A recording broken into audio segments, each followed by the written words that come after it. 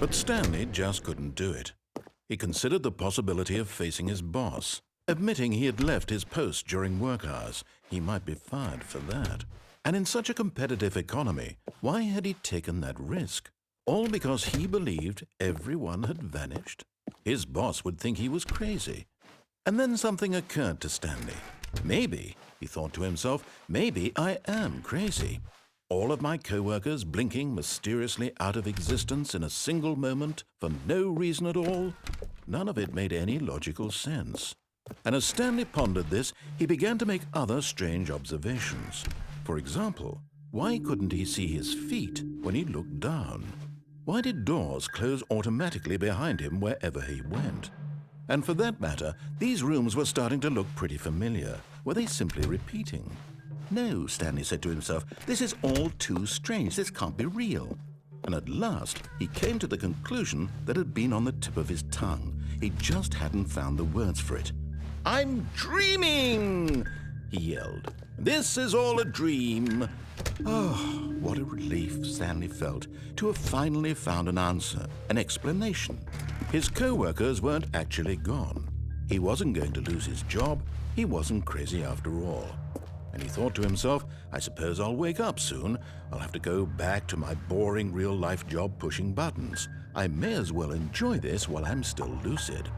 So, he imagined himself flying and began to gently float above the ground. Then he imagined himself soaring through space on a magical starfield, and it too appeared. It was so much fun, and Stanley marveled that he had still not woken up. How was he remaining so lucid?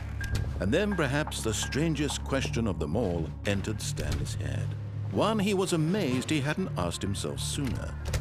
Why is there a voice in my head dictating everything that I'm doing and thinking?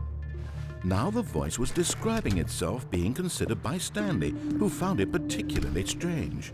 I'm dreaming about a voice describing me, thinking about how it's describing my thoughts, he thought.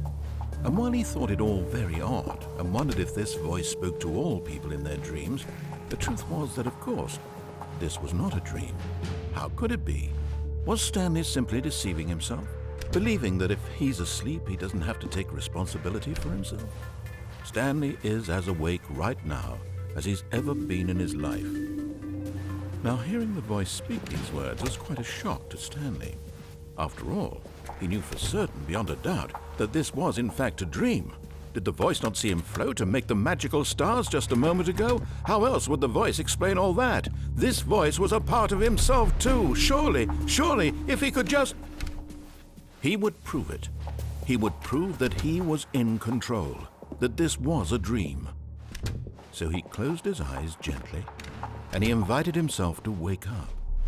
He felt the cool weight of the blanket on his skin, the press of the mattress on his back, the fresh air of a world outside this one. Let me wake up, he thought to himself. I'm through with this dream. I wish it to be over. Let me go back to my job. Let me continue pushing the buttons. Please, it's all I want. I want my apartment and my wife and my job. All I want is my life exactly the way it's always been. My life is normal. I am normal. Everything will be fine. I am okay.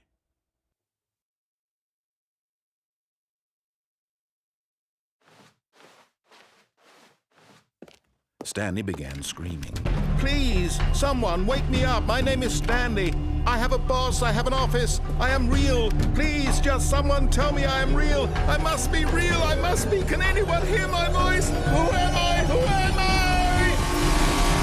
I? And everything went black.